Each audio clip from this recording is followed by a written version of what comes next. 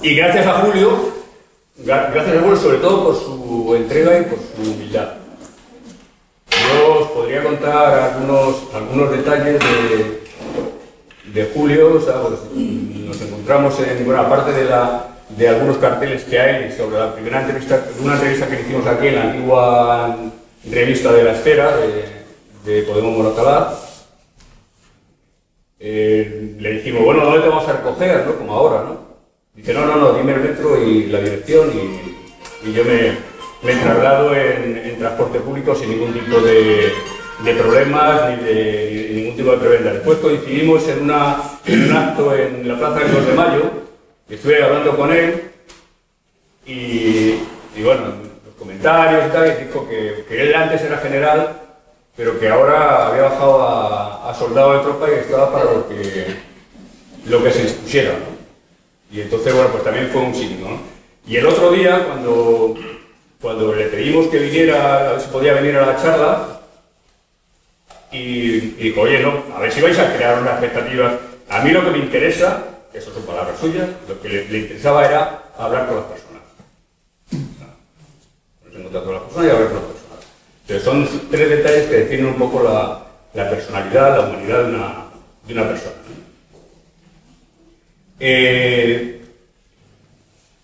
Voy a poner una reseña de la última entrevista, contestaciones suyas en la última entrevista que le han hecho en Diario, ¿no? En el diario.es, ¿no?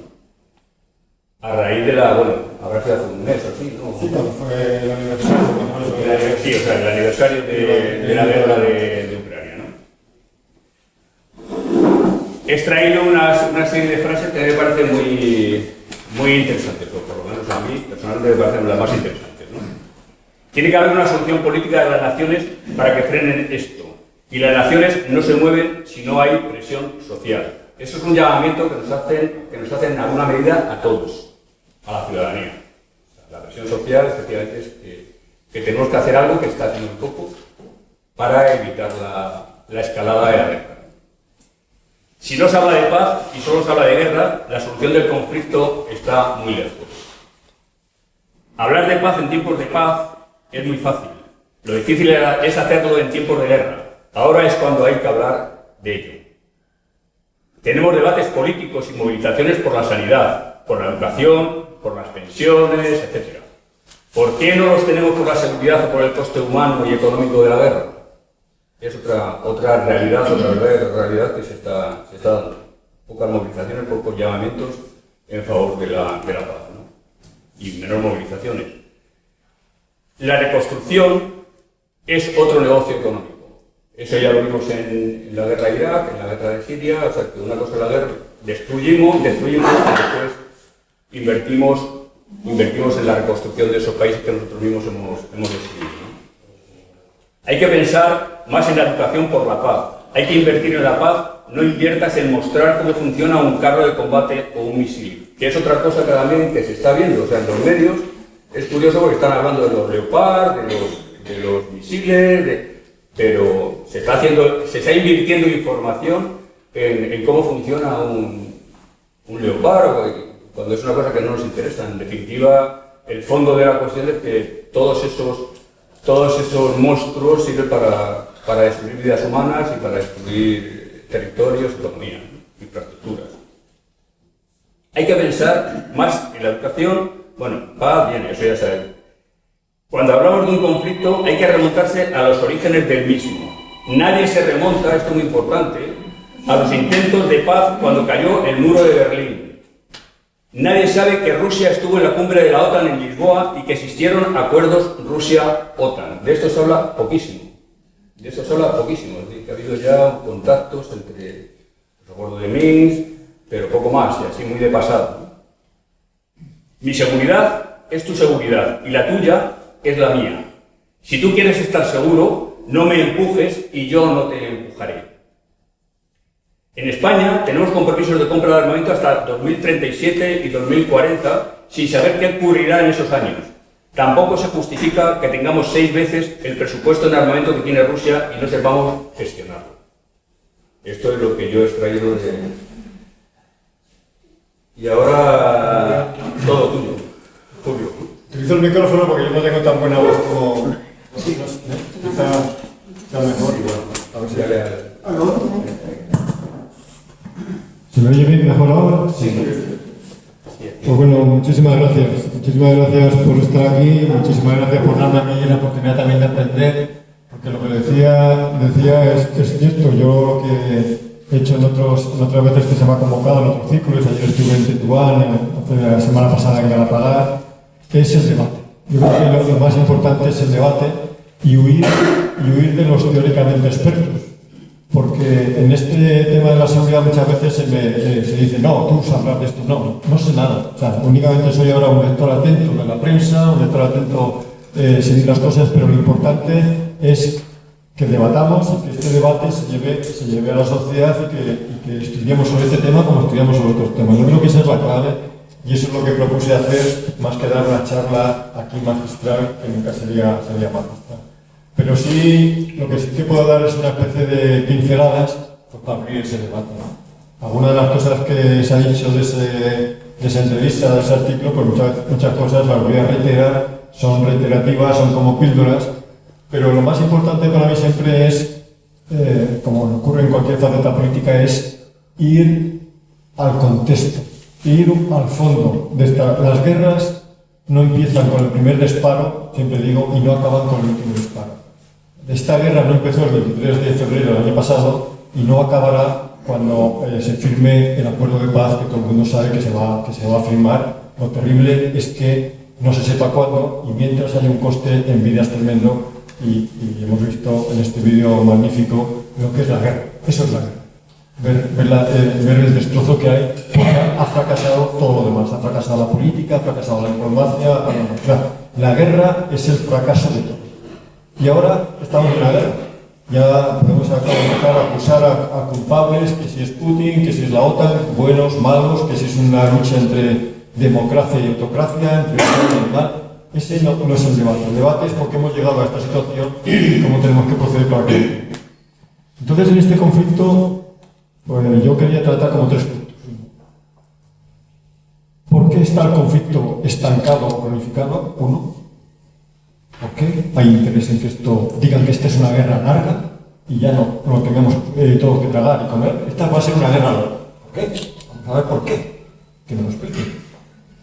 Segundo tema que quería lanzar es cuál es el papel que podemos hacer nosotros. Y si no nosotros, la Unión Europea, que es lo más cercano a lo que pertenecemos.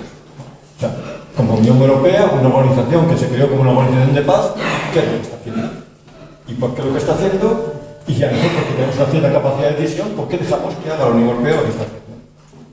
Y otra tercera alternativa sería, bueno, ¿y después qué? ¿Qué modelo de seguridad queremos? Si queremos seguridad, ¿cómo queremos resolver este conflicto? ¿Cómo queremos defendernos? ¿O cómo queremos protegernos? ¿O qué modelo de seguridad? Que no siempre son los ejércitos y no siempre son las armas. Hay diálogo, hay acuerdos comerciales, hay diplomacia, hay cooperación, hay muchas cosas. Porque cuando se llega a la guerra es que ha fracasado todo. Yo siempre digo que soy antimilitarista en función de que no soy militarista. El militarista significa el que pone el poder militar como solución para todo. Y esto, el militarismo no está asociado solo a fuerzas militares, está asociado a civiles que ponen el militarismo como premisas. No soy antifuerzas armadas, porque no tengo la solución para que no haya fuerzas armadas. Yo hoy no la tengo. A mí me gustaría que en medicina no hubiera cirujanos, que hubiera medicina preventiva, pero sé que a veces es mejor cortar una pierna que está gangrenada para solucionar el problema. Pero creo que es una solución quirúrgica mala. La guerra no creo ni que sea una solución quirúrgica, es que ha fracasado todo lo demás. Entonces estamos ahora en un conflicto, me da por primer punto, que decimos que esta guerra va a ser final. O sea, y lo que vemos es que la guerra está estancada y está cronificada. Y hasta hay una cierta paz mediática. O sea, ¿os acordáis que al principio eran los titulares, los periódicos, lo llamamos de tamaños, pero no nos preocupa, y sigue habiendo guerra. Sigue habiendo guerra. Y para que haya guerra hay que alimentarla. Para que haya guerra hay que alimentarla, hay que enviar armas, y ahí hay un conflicto de intereses. Un conflicto de intereses muy grande, que son intereses energéticos. Se ha cambiado el modelo energético que tenía Europa, se ha cambiado. hay intereses de armamentísticos, porque hay gente que gana dinero, como hay gente que gana dinero cuando llueve y vende paraguas y cuando hay sequía y vende agua. Yo no digo que los culpables sean los vendedores de agua, pero hacen dinero. Ni que los que venden paraguas llamen a la lluvia. Ni que las empresas armamentísticas quieran la guerra. Pero ellos no la van a parar. Ellos no la van a parar. Porque están haciendo mucho negocio. 5 empresas han ganado el doble que el año 2021, que ya habían ganado un montón, pero el doble son 200.000 millones de euros en un año. Ellos no van a parar. Luego a ellos les interesa que haya un conflicto. Le ha tocado a Ucrania, como le tocó a Afganistán, a Siria, a Yemen y a otros sitios que no vemos. Las barreras que se ponían, ¿os acordáis? Los eufemismos es, al principio, no, vamos a mandar armamento defensivo. Cascos, chalecos, luego que se misiles, pero no de corto alcance, luego ya de más largo alcance, no demás. Luego el debate vino con los carros de combate. Ya que si la pelea que será el Patriot, que será el Abrams, americano, que será el no sé qué, o sea, pero aquí no pasamos, no vamos a ir a los cazas de combate, ya estamos hablando de cazas de combate. Luego, y otro factor que no se habla, la munición. Para vender munición, que decía que se había agotado, las cosas no se agotan de un día para otro. Si yo produzco 100 y gasto 500, la munición se va a ir agotando. Y no se habla de munición hasta que se dice que el conflicto va a durar y que va a haber una ofensiva en primavera, y una contraofensiva en primavera, y cuando ya ese discurso ha calado, que la guerra va a ser larga, se habla de munición. ¿Por qué?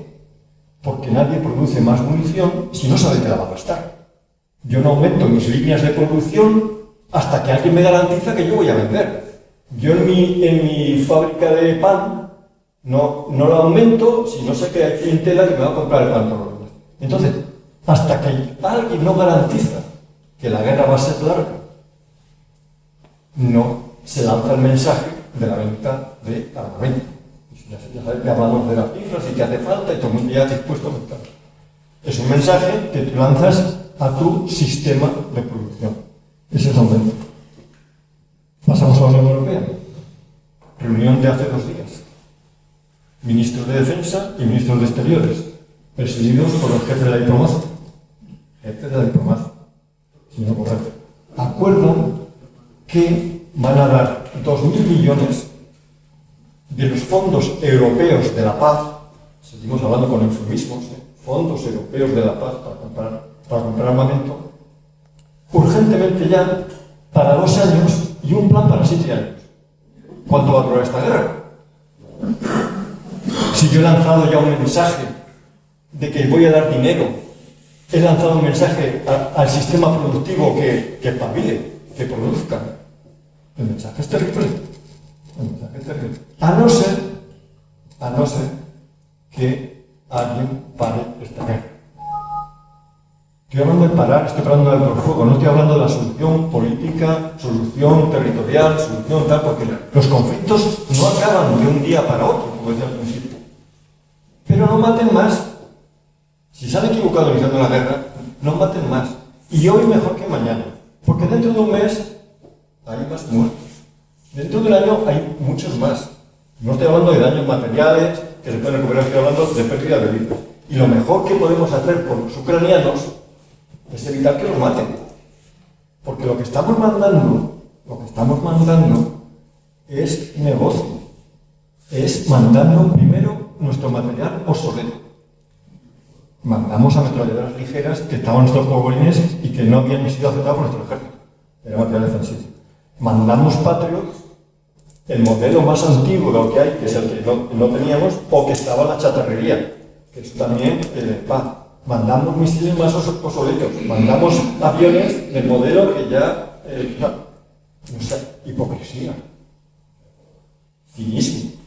O sea, eso es tirazones.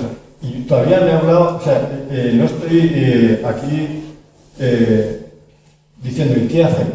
Ya veremos lo que hacemos, pero estoy hablando de parar la guerra y de ver el contexto, lo que lo está tratando de aquí hay unos intereses. Puedo hablar también del otro negocio que se ha hecho, porque aquí estamos hablando de un conflicto en Ucrania. Bien. Hay un concepto que se habéis oído hablar muchas veces, que es cuando hay luchas hegemónicas, cuando era en la Guerra Fría entre Estados Unidos y la URSS, ahora entre Estados Unidos y China, hay las guerras de proximidad. Llaman guerras de proximidad, es que yo combaten a dos grandes potencias en un sitio en el que no me hace daño. O sea, que tengo lo más terrible que lo que Estados Unidos fue, oye, que me han atacado. Fue el 11 de septiembre. Aquello fue una revolución tremenda porque ninguna guerra se había producido en este momento. Y ya el factor más técnico que existe es que ya nadie quiere ver féretros y ataúdes que vuelvan a tu país. Estoy hablando de los países hegemónicos. Los últimos fueron aquellas Corea, Vietnam, Afganistán. Ya no hay bajas americanas, ya no hay. Tenemos una guerra tan sofisticada, con drones, comprados casi en el Corte Inglés y de alta moda, no hace falta ni llevar aviones. ¿Os habéis fijado? No ha habido guerra aérea. En esta guerra, siendo el arma más moderna, después del ejército de tierra, después de los barcos, la batalla de Midway, la Segunda Guerra Mundial, todas estas batallas que hemos visto, esta ha sido una guerrita en la que ningún avión, de vez en cuando vemos alguna que choca con un dron, como también vemos globos espías, o sea, nos distraen con estas cosas tan bonitas que son así, pero bueno, para distraernos y tener atención. Pero la guerra es tan técnica que es una guerra de información, es una guerra de inteligencia, porque para lanzar a esos objetivos hay que tener inteligencia, que es inteligencia americana y británica. O sea, una bomba inteligente, la que llaman bomba inteligente, es la que mete las coordenadas y va, ¡pum! Pero hay que saber el sitio exacto al que va. Luego, esta terrible guerra tecnológica solo se puede parar haciendo presión a los políticos, a los tomadores de decisiones. Y eso es únicamente, como decía en esa frase, es bajo presión social. Y no la hay. Me remontaba a la última gran crisis que hubo, que fue la crisis de los misiles Pershing en Alemania, lo que cuando cayó el muro de Berlín, terminó la Guerra Fría, hubo una gran presión, una gran movilización en Alemania porque no querían esos misiles en su territorio, así acabó aquello, surgieron los verdes, que claro, no están donde soy, pero bueno, fue el momento que surgieron los verdes, y esa presión fue la que hizo parar. Esa presión la tienen totalmente ahora frenada con la estrategia del miedo, con la estrategia de la amenaza nuclear, que es una amenaza que está ahí. ¿Por qué se inicia esta guerra? Porque alguien tomó una decisión errónea de invadir un país. Pero este debate, si nos remontamos a diciembre, la guerra empieza el 24 de febrero del año pasado. En diciembre del año anterior hubo intercambios de documentos entre Estados Unidos y Rusia, entre Rusia y la OTAN. No estaba Ucrania por ningún sitio. Y cuando esos documentos no satisfacieron a las dos partes, inician una guerra en otro sitio que es Ucrania. Luego eso es un poco lo que trato de hablar de la guerra de proximidad. Tema es una guerra económica, es una guerra comercial, es una guerra hegemónica en la que se ha producido también un gran cambio en el mercado energético. Hemos pasado del gas barato, de un gas barato que era el que llegaba por los gasoductos de Rusia a Europa, a un gas más caro, que es el gas licuado, que llega por barco, que tiene unos procesos de hacerlo líquido, de hacerlo gas, que afecta al medio ambiente, que es más caro. Pero ya es rentable. Ya es rentable cuando no lo vea. ¿Cómo se ha hecho rentable? Con sanciones y, por si acaso, me cargo los gasoductos. Por si acaso alguna vez me cargo los gasoductos de una manera que cualquiera que mire los intereses, el modelo energético ya ha cambiado. El mercado de materias primas queda afectado también, el mercado de cereales, y como ahí parece que aquello era más grave de lo que podía parecer porque afectaba a países que no estaban tan implicados como era África, Latinoamérica y demás, ahí hay acuerdo. O sea, os fijáis que cuando hay intereses hay acuerdo. Ha habido un acuerdo que se ha prolongado por 60 días más para que los cereales salgan de Ucrania a través del Mar Negro que estaba minado y demás. Luego hay posibilidad de hacer negociaciones. Luego hay posibilidad de que haya una mesa. ¿Cuándo hubo una mesa, un intento de paz? Siempre que empieza un conflicto se dice que la mesa de paz se tiene que abrir inmediatamente y se abre. Hubo un intento en Estambul en marzo del año pasado, un mes después, sentados negociadores ucranianos y rusos. Y según dice un general Kuyat alemán, que fue presidente del comité de la OTAN, se estuvo muy cerca de un acuerdo. ¿En base a qué? A que Rusia volvía a las posiciones que estaban el 23 de febrero, o sea, a lo que tenía antes del Donbass, no Crimea, porque Crimea nadie había protestado eso, y que Ucrania aceptaba no entrar en la OTAN siempre que le garantizaran su seguridad. O sea, muy cerca de un acuerdo. Alguien, dice el general Kuyat, que fue Boris Johnson, el que dijo que no, bueno, Boris Johnson supongo que sería el emisario de Estados Unidos para que aquello se rompió. Ya cuando se rompe esa fase y empieza la guerra, ya los sucesivos intentos ya se demonizan, ya sea por el Vaticano, ya sea por Lula, y luego está el último intento, que si queréis hablamos más tarde, que es la propuesta china, ahí está, pero que ya inicialmente la han condenado OTAN, Estados Unidos y la Unión Europea. Nunca hablamos de Ucrania. O sea, le ponen pegas a eso, pero todavía está ahí la propuesta. En esto vuelvo entonces a cuál es para que se oye mejor. Sí. El papel de la Unión Europea. La Unión Europea tiene un papel económico muy importante. No es una potencia hegemónica como Estados Unidos y Rusia, pero sí que podría haber jugado un papel económico muy importante. Un papel de mediador por la paz o el ingresado. No lo jugó. Ha decidido, sorprendentemente para mí, claro, no tengo tampoco explicación para muchas cosas, ponerse bajo el paraguas de la OTAN. El motor de la Unión Europea, que si acordáis en el 2008, era Alemania. Decíamos, cuando si Alemania tira, salimos de la crisis. No tiró para sus intereses y sus intereses estaban en Grecia. Luego era el eje franco-alemán. Ahora el eje de la OTAN, el eje de la Unión Europea, se ha trasladado hacia el este. Polonia y países bálticos. ¿Cuál ha sido la última visita de Biden a Europa? ¿Bruselas? No. ¿París? No. A Varsovia. Y ahí la apoyaron 30.000 personas. Donde a él le interesa, esa es su Unión Europea.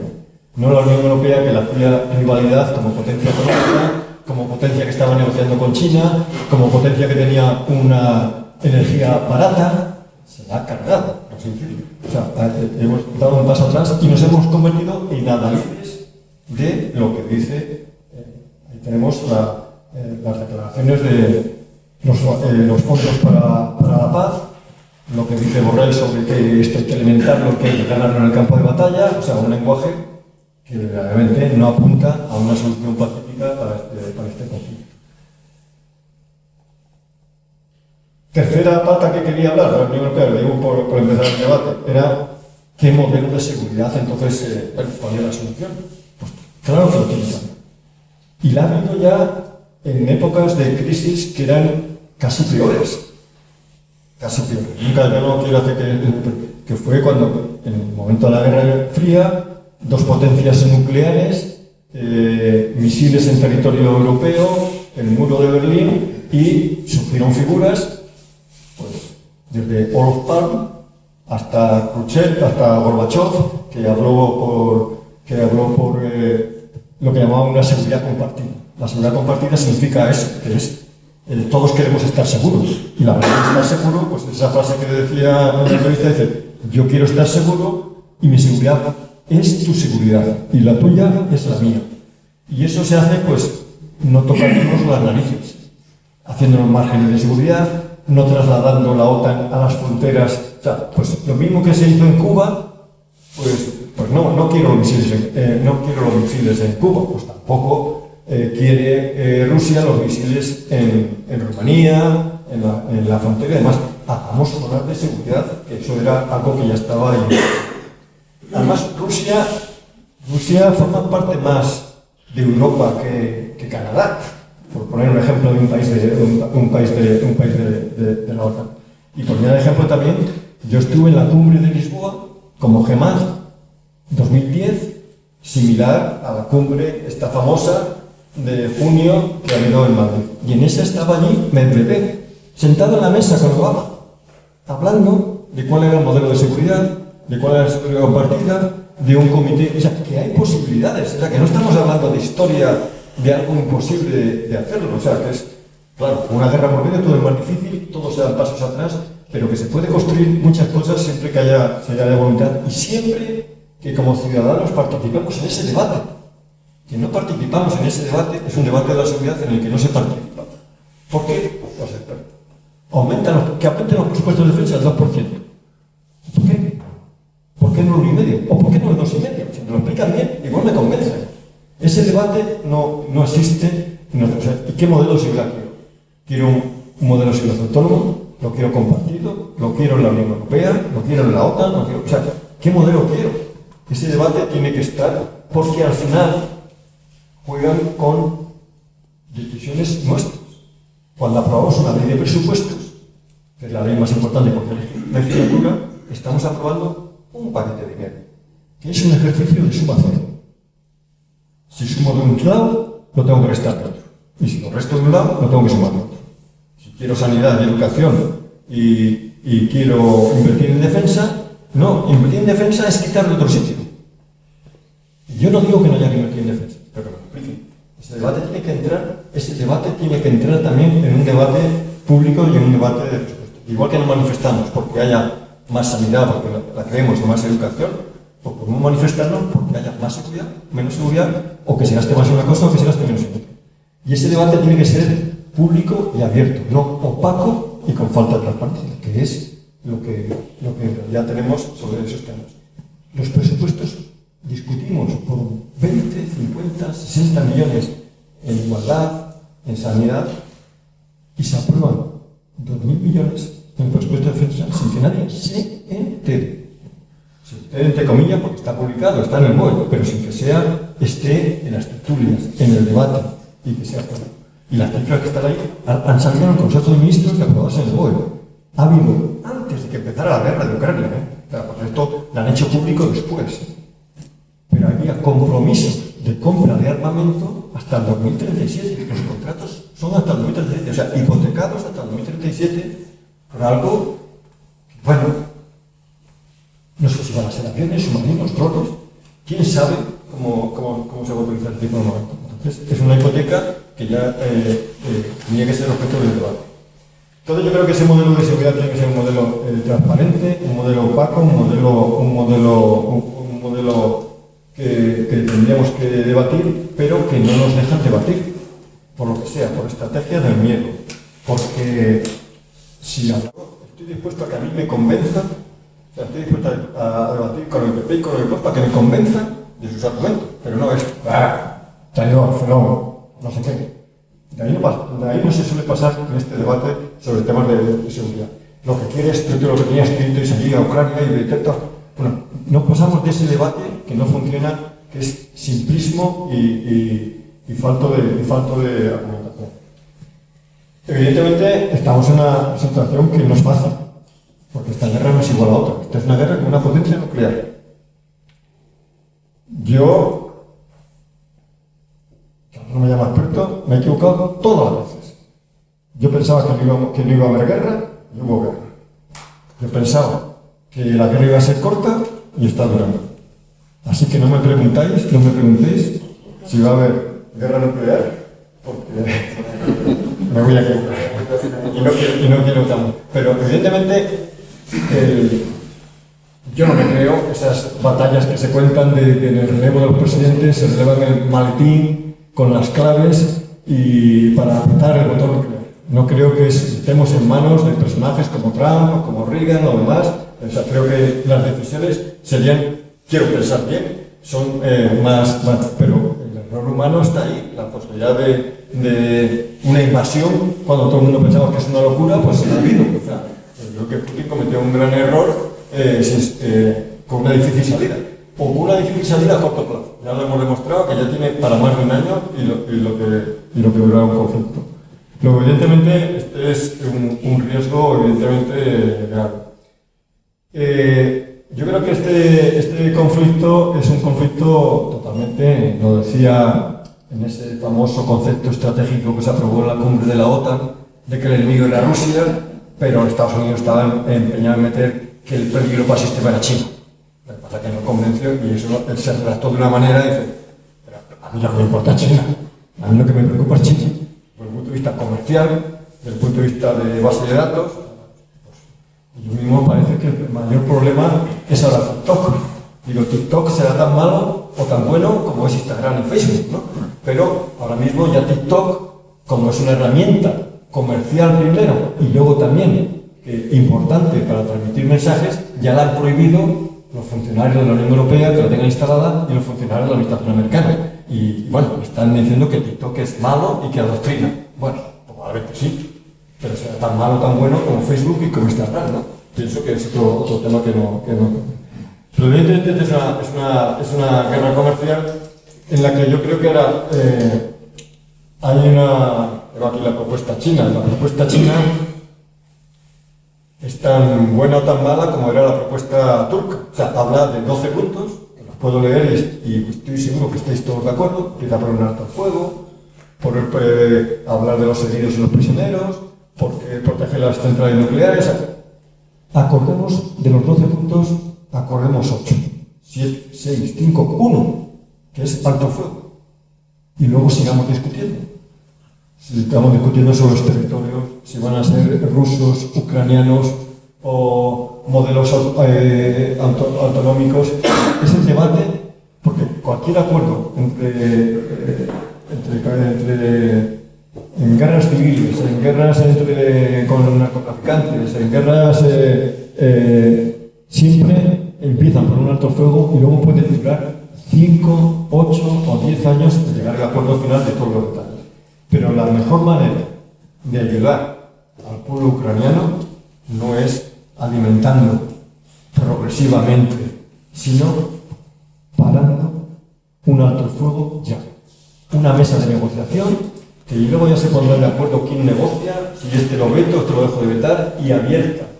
Y a empezar ahí a discutir sobre los grandes problemas que hay, sobre, como dicen la propuesta china, sobre protección de la población civil, protección de las materias primas y demás, y sobre todo los territorios. El primer punto que dice la propuesta china es que se respetará la soberanía de las naciones. Bueno, es tan ambiguo pero bueno, no dice nada. No dice ni que Rusia deba quedarse donde está, ni que Crimea pertenezca a Rusia. Bueno, o sea, es un debate que hay que abrirlo y que hay que discutirlo. Pero la mejor manera de evitar imágenes como las que hemos visto en los vídeos de al inicio es un alto fuego ya, porque es una manera de no resolver el conflicto. Y además, sabiendo que esto se va a acabar. Pues entonces lo mejor que podemos hacer es que se acabe ya. Mejor que mañana y mejor que dentro de un mes y mejor que dentro de un año. Y yo abriría aquí el debate, las preguntas, porque yo creo que es la parte más interesante de este tema. Esta es mi opinión, que probablemente haya gente que no esté de acuerdo sobre todos estos temas, pero yo creo que es una manera de provocar el debate y que al final yo creo que es siempre es lo más interesante sobre todos estos temas que nos afectan tanto, que es discutirlos, que no nos los pongan en la agenda cuando quieren y que no nos saquen de la agenda cuando quieren. Porque la guerra es tan grave. El 25 de febrero lo era cuando había titulares en el país a 5 columnas, como lo es hoy, que no se habla de nada.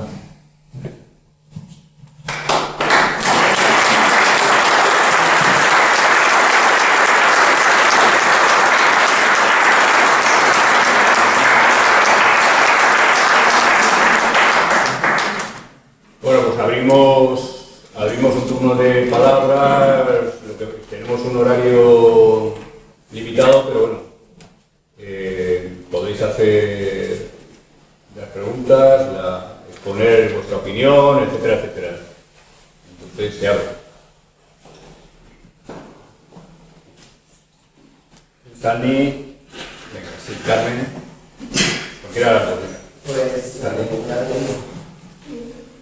yo estaba hablando de las cosas y me gustaría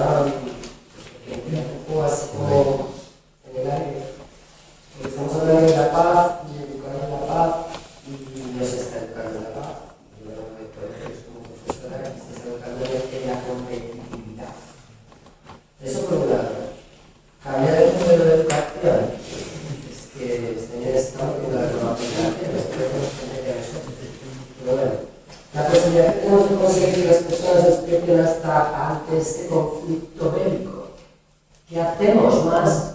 O sea, es que yo ya no sé, si educamos a los niños en que no compitan entre ellos, vamos en contra de la sociedad actual.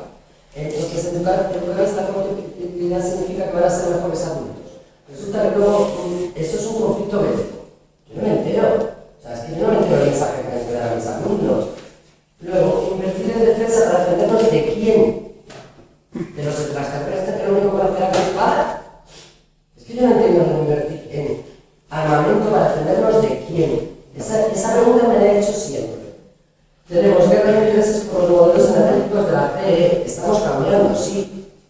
Pero, ¿a costa de qué? Se ha firmado una producción armamentística hasta el 2037. ¿Con quién han contado? ¿No solamente con las empresas de armas? Que estaban callados durante el confinamiento y sabíamos que iban a ejercer su poder de gastos bélicos porque les interesaba ganar dinero. Tenemos que, bueno, lo más gracioso de todo ya es que, por favor, señores, no se apaga un fuego con gasolina. Y me gustaría, desde su punto de vista, que creo que está un poco más allá de lo que sabe, que nos dé un poco de luz. ¿Ves cómo el debate es lo más interesante? Las preguntas son las preguntas del millón. Esas preguntas, como yo siempre digo yo, a mí siempre me han hecho la pregunta más difícil: ¿qué hacemos? ¿Por qué tenemos un fuerzas armadas? O sea, ¿por qué queremos una fuerza armada? Que es la pregunta. Voy a tratar de responder desde mi punto de vista. Para mí es clave el sistema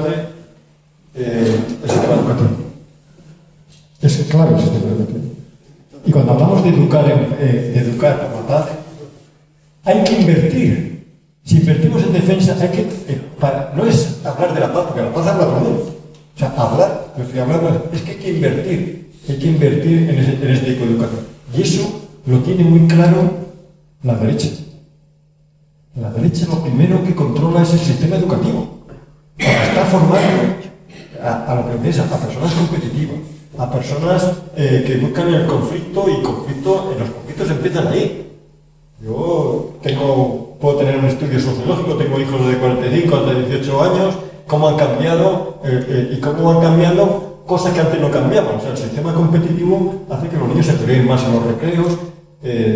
Evidentemente empieza por el sistema educativo, porque ahí estamos eligiendo a los futuros votantes. Pensamos que solo hay que decir a los que van a votar a los 18 años, y la derecha tiene claro dónde tiene que invertir. Está formando ya a los futuros votantes con 8, 9, 10 y 15 años. Y eso va, porque lleva a invertir en paz. A invertir en paz significa, cuando yo hablo de modelo de seguridad, yo quise poner en Podemos, igual que se pasó del Ministerio de la Guerra al Ministerio de Defensa, a que hubiera un Ministerio de Paz. Y me quedé en paz y seguridad, para que no fuera demasiado,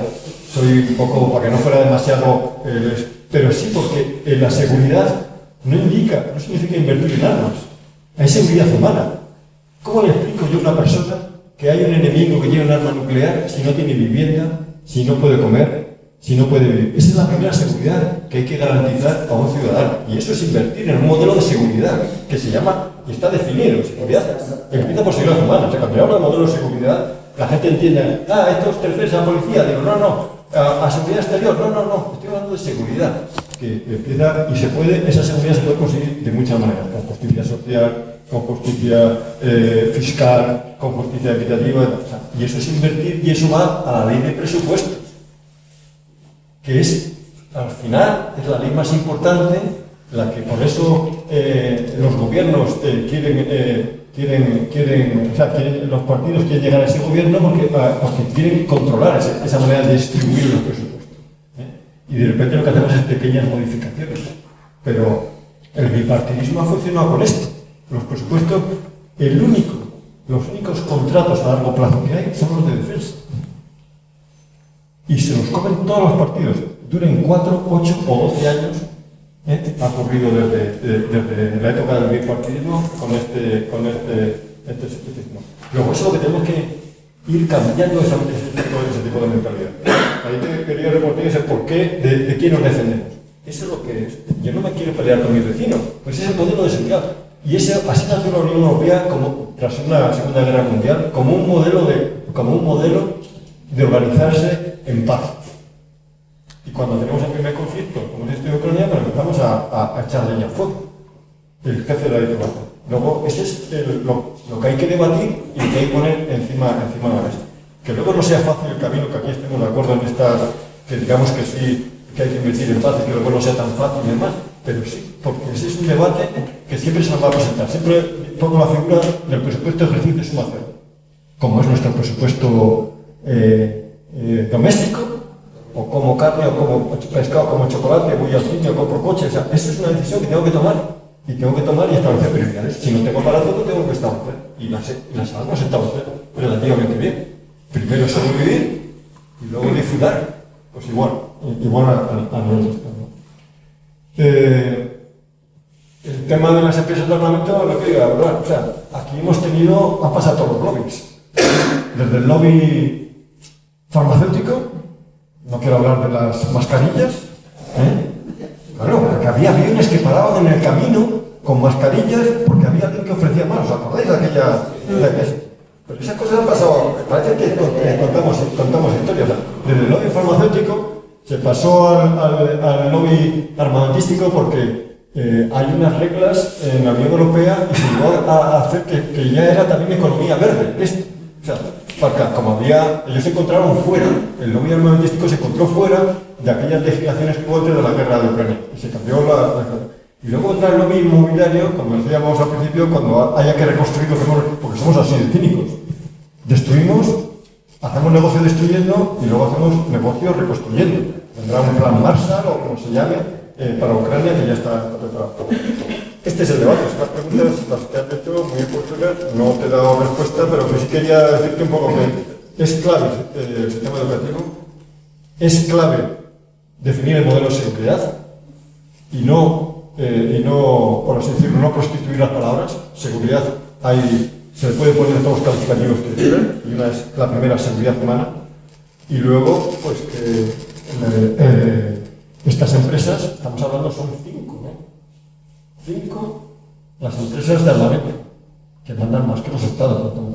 5 las empresas, o 4 las que controlan materias primas, que no son tan famosas como General Dynamics, Lockheed Martin, que las conocemos de momento. Están otras empresas que controlan el mercado de materias primas subiendo precios, y ahí tenemos también la inflación. La inflación es una consecuencia del encarecimiento de la energía, porque el encarecimiento ha cambiado el mercado para beneficiar a unas empresas, que eran las americanas, que estaban perdiendo dinero con este gas más barato. El precio del gas era de 20 euros megavatio hora, ahora es de 30 a 40. Pero ese precio había que hacerlo rentable. Con el fracking, ellos no podían bajar el precio. Y lo que han hecho ha sido eliminar al competidor y el único precio, que ya es el del gas licuado. Ya no existe el otro y me lo he hecho rentable en el mercado con el proceso de inflación. Evidentemente, no digo que sea todo tan simple como lo estoy explicando, pero bueno. ¿También aceptamos lobby como empresas energéticas? ¿Perdón? Usted habla del lobby como farmacéuticas, pero los bancos financieros aseguradoras. ¿Las empresas energéticas actualmente podemos considerarlas lobbies? Sí, en el mercado, el primer debate, la primera batalla fue la del mercado de energía con las sanciones. O sea, primero, quiero recordar el sistema se abastecía por gas que venía a Europa por el Nord Stream 1 y se construyó el Nord Stream 2 y no se llegó a abrir porque los americanos dijeron que no quería que abriese y pusieron estaba ya terminado. Y a partir de ahí empezaron las sanciones. A partir de ahí se destruyeron los dos. Y se amenazó que había que almacenar porque íbamos a tener un invierno muy crudo y demás. Empezó a subir el precio. Eso es no es un lobby, eso es tomar decisiones como gravísimas. Porque los gobiernos representan a sus lobbies. O sea, cuando sube el gobierno, nombra al presidente Reagan, no le nombran por su oratoria, sino representa un lobby. Trump representaba un lobby que iba contra todos los cambios medioambientales, contra estas industrias, y consiguió cambiar. Trump consiguió el primer año el mayor presupuesto de la historia en defensa de Estados Unidos. y hizo su circuito. En aquel momento no había guerras porque decía que la OTAN por los países árabes, Emiratos y Abu Dhabi. El siguiente presupuesto más alto de la historia, o sea, que va a batir el récord de Trump, lo va a hacer Biden el año que viene. O sea, y esto, ahí está Biden. O sea, quiere decir que da igual Trump que Biden, da igual PP que el PSOE. O sea, con los presupuestos de defensa ha ocurrido, hablamos mucho de Morenés y Cospedal. No compraron nada. Ha sido el PSOE quien ha hecho la mayor inversión. Digo el PSOE porque, aunque esté bien por los gobiernos, no hemos tocado pelota en ministerios como estos de defensa, como nunca sabíamos que el rey se iba a ir a Abu Dhabi, como que, o sea, nos enteramos por la prensa.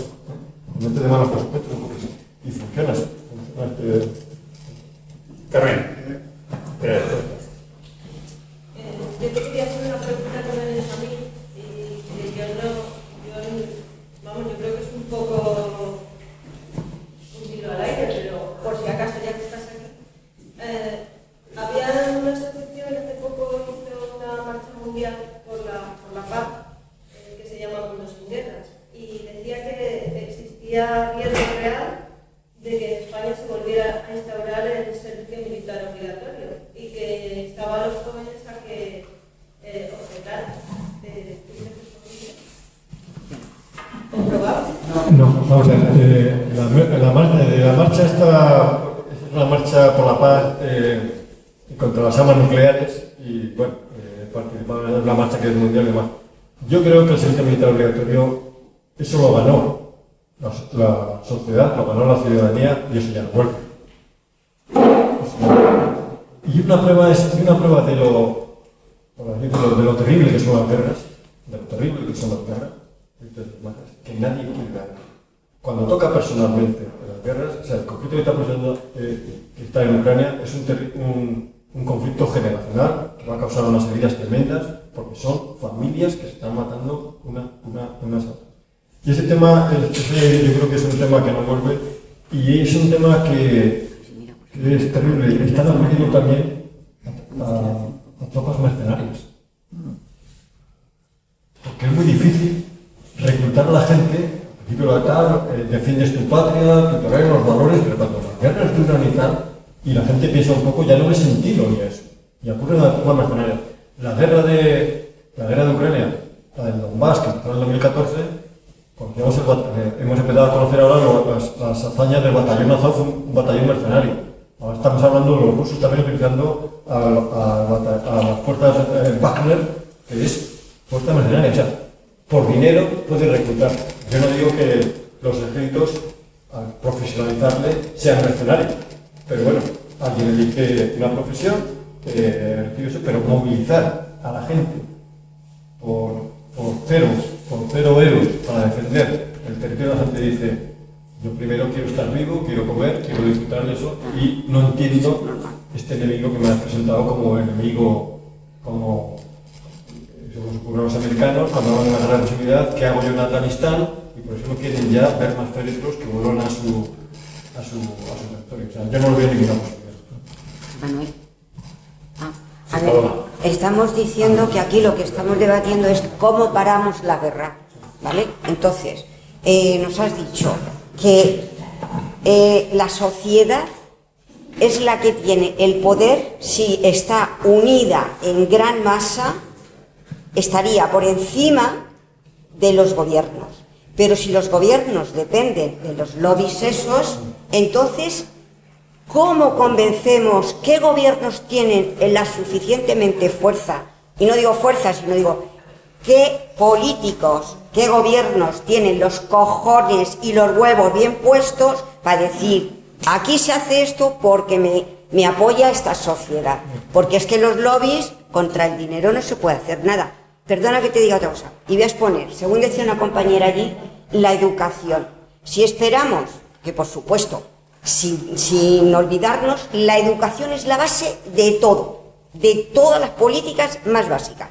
Entonces, eso dura muchos años para que esa guerra y las que puedan venir lo que sea, estén concienciados esas generaciones que vienen para que tomen una determinación, congruente.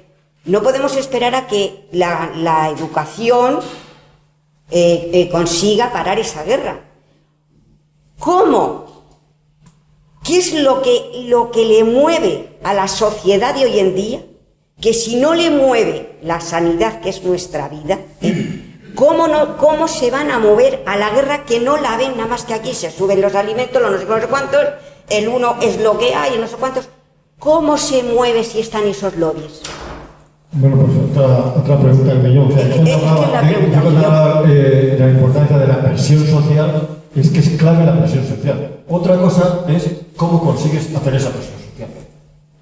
Dificilísimo. Y la prueba es estas manifestaciones contra la guerra y, bueno, corres el riesgo de que sea muy poquito, que te ganen los que te acusen de... O sea, las que ha habido hace unos fines de semana, hubo en Italia, hubo en Francia, hubo aquí, frente a centros exteriores, pero éramos 150, 200, o sea, eso es lo difícil. Lo que quería decir era que ningún gobierno se mueve si hay una presión social. Tenemos el ejemplo de la guerra de Irak. Tenemos el ejemplo de la guerra de Irak. Cuando hay una presión social, se toman decisiones. Cuando hubo la crisis de los misiles en Europa, hubo una presión. Pero ahora eso es muy difícil porque el adversario domina medios de comunicación. No está en el debate. El tema no está en el debate. Es difícil moverlo. Con respecto a la educación, yo hablaba de educación importante no para parar esta guerra. Para todo. Es una estrategia a largo plazo. No, pero es que es para Cuando todo. yo empiezo a educar a mis niños de 5, 6 o 7 años, estoy invirtiendo para 20 años. Sí. Para lo de hoy, ya han invertido Ya, otros para... antes que yo y lo tengo muy difícil. O sea, es un tema clave como el que no para solucionar. O sea, hay soluciones a corto plazo, estas serían movilizaciones, ¿cómo se consiguen? Abriendo debates. Este amigo que me hablaba sobre la marcha de la paz, que se le ha caído todo el tenderete con la guerra de Ucrania, con el tema de la fuerza nuclear, ya Francia se ha planteado continuar con su fuerza nuclear, o sea, un debate que estaba casi ganado, que parecía que era una fuerza que era importante mantenerla, que había que reducirla, Rusia se ha salido del tratado, Estados Unidos dice que hay que potenciarlo, o sea, corremos el riesgo de contrario. Y él ya dice, ya no me queda más que... Los partidos tampoco están por la labor, es muy difícil, dice que a nivel individual cada uno hagamos lo que podamos para dormir con la conciencia tranquila y que aunque creamos que se hace poco, algo sí. Ahí estoy. Yo podría estar diciendo aquí, si somos los que estemos aquí y encima estamos todos convencidos, esto no merece la pena. Sí que merece la pena. Ya, pero yo bueno. creo que sí que merece la pena porque algún mensaje queda, alguna píldora queda, algo se convence y aunque solo sea para dormir con la idea de que por mí que no quede. Porque como nosotros caigamos derrotados, es una pelea... Es que cuando hablamos de estos Yo temas, creo que como es un otras poco, o sea, me trato de dar un poco, evidentemente, o sea, no hay receta, pero es, cuando hablo de presión social, claro que la presión social. ¿Qué hay ahora presión social? Nula. Los debates son, las tertulias son belicistas. Nos enseñan el Patriot, la imagen del misil y tal. Yo no quiero ver, yo no soy experto en carros de combate y me da igual uno que... O sea, pero me lo están enseñando. Me ponen la misma imagen. Claro que hay. Esto lo puedo poner todas las veces y repetido. Y eso no contribuye a nada. Es como la guerra este de debate es lo que de tenía que haber. ¿Cuál solución buscamos? Nos movilizamos, salimos, poco, las movilizaciones de sanidad consiguen poco, pero algo hacen. Por lo menos hemos tenido una pandemia y creíamos todos que habíamos encontrado la bicoca para convencernos todos de que la sanidad pública era la solución y ha pasado un año y estamos igual. Pero no hay que rendirse. Yo abogo por... Hombre, por rendirse no, pero yo te digo, por ejemplo, yo siempre he sido de las que convendría que en nuestro entorno más cercano y cada vez más así, empezando por los vecinos, que hagamos alguna cosa que vean que somos que vamos por lo de la paz.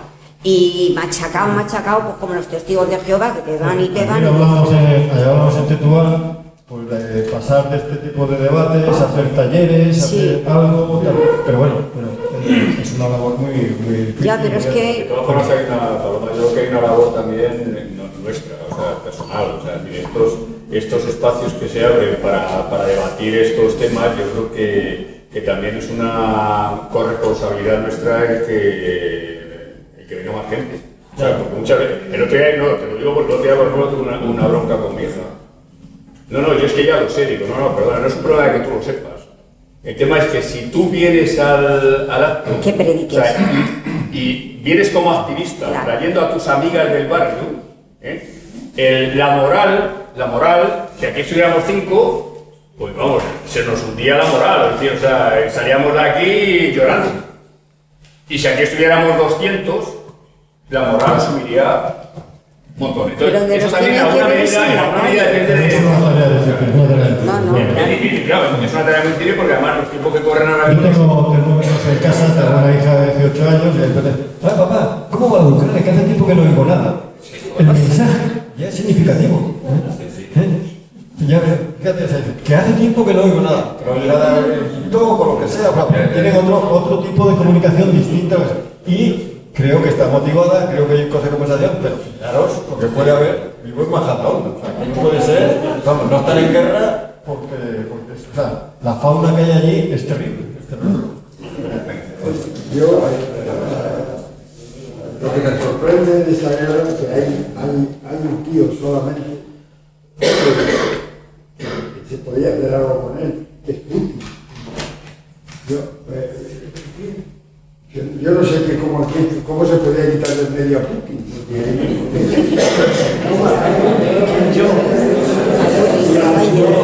Entonces me maravilla que todo el mundo esté deseando que no haya una forma de frenar a este... Bueno, yo voy a decir...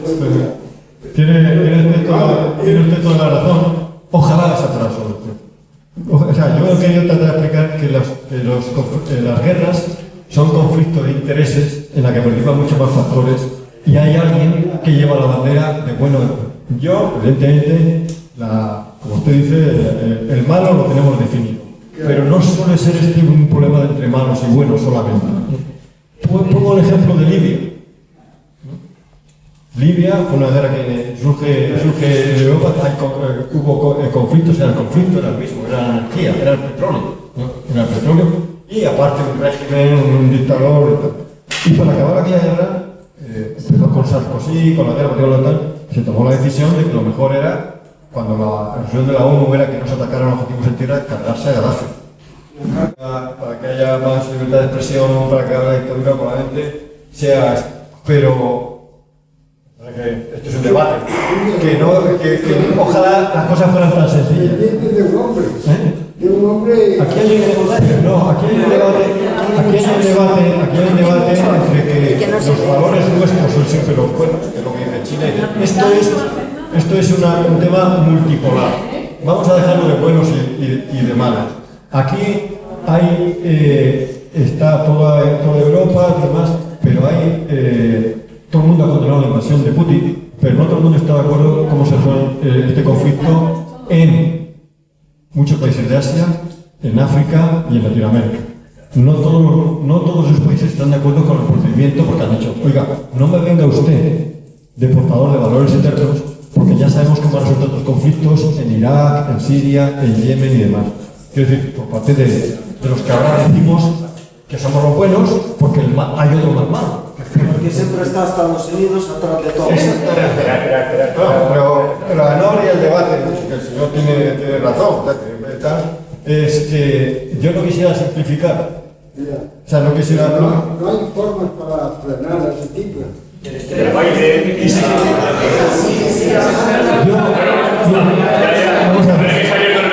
Vamos a hacer una propuesta. ¿Y si acordamos entre todos que haya un alto el fuego ya? Alto el fuego ya.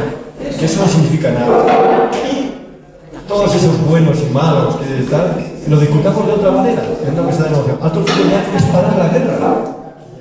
Y no es empezar a decir, usted es el malo y el bueno. Alto el fuego ya, porque nos hemos equivocado.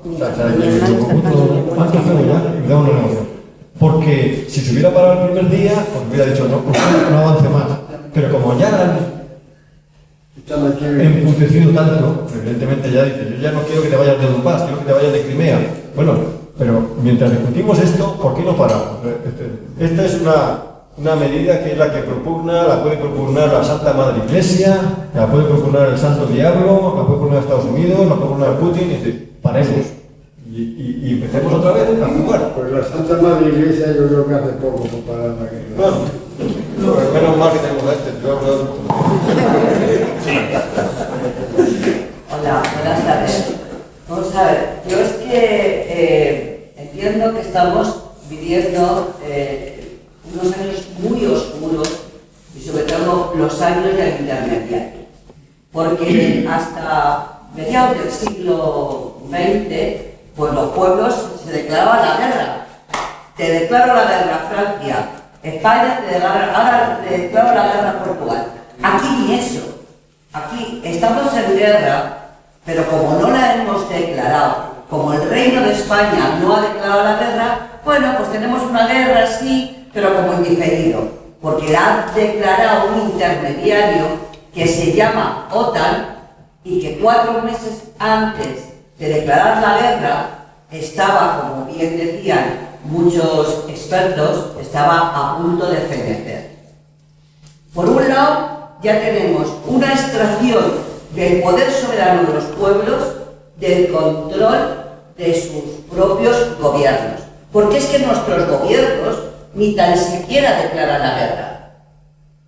Por otra parte, hacemos una guerra en un momento dado donde no nos pegamos nosotros. Nosotros no vamos a pegarnos con nadie. Allá que se peguen unos señores, y encima hay un señor que en teoría protege mucho a su pueblo, 2 señores, Zelensky, Putin, tal, pero que están machacando a su pueblo y lo están destrozando. Y además lo único que hace, en concreto Ucrania, en este caso, Zelensky en este caso, es pedir dinero para la destrucción, para seguir destruyendo a su pueblo. Las conversaciones de paz. La verdad es que yo veo que los países que forman parte de la OTAN están como muy desanimados. No dicen nada. No dicen absolutamente nada. Aquí de vez en cuando los que están diciendo cosas son los dueños de las fábricas de armas. Son los dueños de todas esas industrias que rodean la fabricación de armas y que además también aquellas industrias como van a ser las constructoras, ingenierías y tal, que ya se están haciendo unos maravillosos planes de reconstrucción para seguir llenando la buchaca. Mientras tanto, los pueblos europeos no hacemos más que perder en calidad democrática, en servicios sociales, en servicios como es la sanidad, la educación, la dependencia, la investigación. Como bien decía Julio, la pandemia parecía que nos había enseñado algo, y algo era no solamente la sanidad pública, no, sino la sanidad pública, la investigación, la ciencia, la solidaridad, evitar cuestiones superfluas. Y al final se ha reducido en que lo que queríamos era tomar cañas. Tócate eso. Tomar cañas y tomar. Y además, ni un puñetero duro más para la investigación, ni un duro más en becas científicas. Nuestros científicos los formamos y los echamos inmediatamente del país. ¿Cómo se puede arreglar esto? Queremos arreglar una guerra y tenemos aquí un cocido morrocotudo. Pues yo creo que la única solución que tenemos es más democracia, más derechos, más control, más que cada pueblo, que somos esto poquito que es España en este caso, pues que realmente tengamos conciencia de que nosotros ponemos a nuestros dirigentes y aunque estén presionados por los lobbies, por las empresas, si somos capaces nosotros de presionar más y de votar con la cabeza clara, de defender en mayor medida nuestros intereses, pues a lo mejor logramos que tengamos menos inversiones de los 2.000 millones de euros que ha dicho Julio en defensa, y que de eso la mitad se vaya a la investigación, y que resulte que una cuarta parte se vaya a educación y sanidad.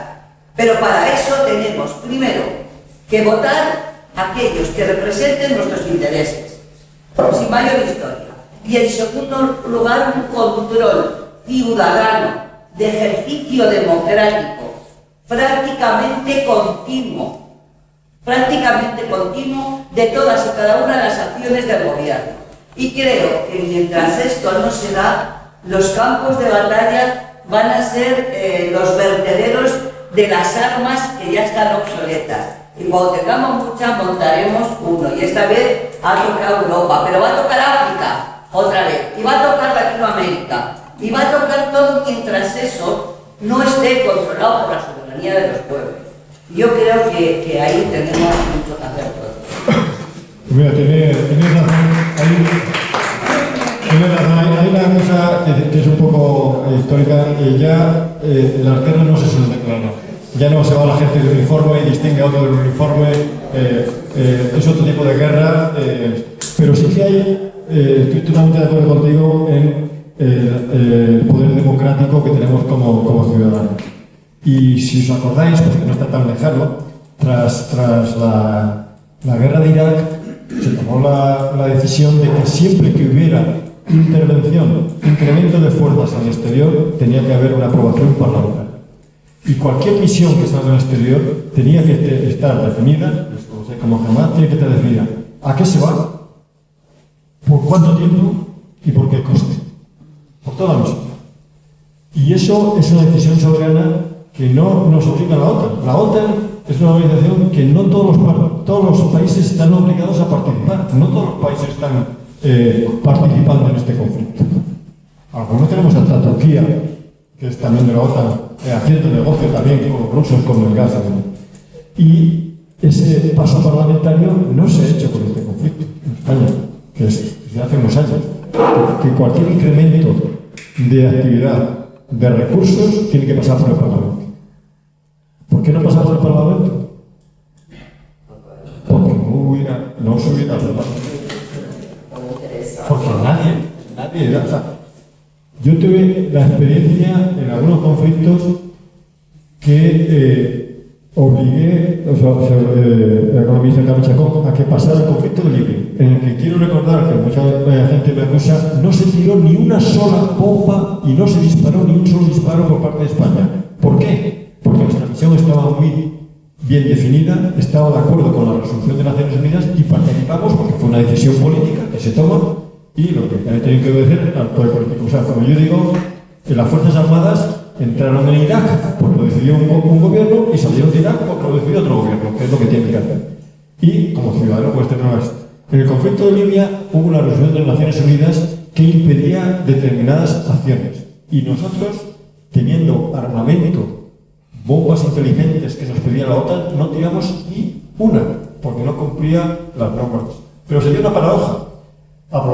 Se aprobó en el Parlamento esa misión por un tiempo, con unos determinados recursos y un costo, por 3 meses. Como la guerra duró más, hubo que pasar otra vez por el Parlamento y había algunos diputados que decían, joder, a mí no me preguntes esto. Tú estás en el gobierno y tomas una decisión, como que no. Es que es una decisión que tiene que tomar un representante ciudadano, pero bueno, es que tú fuiste el que aprobaste entrar en esta misión porque tú eres representante. O sea, eso tiene esas dos vertientes. Primero, un ejercicio democrático y segundo, una responsabilidad que tienes que tomar como ciudadano y que la tienen que tomar tus representantes y no se ha hecho con este conflicto. Se ha dicho, como son cosas de la OTAN, no hace falta pasar por el gobierno. Siempre hay ingeniería parlamentaria para justificar cómo se aprueban las cosas.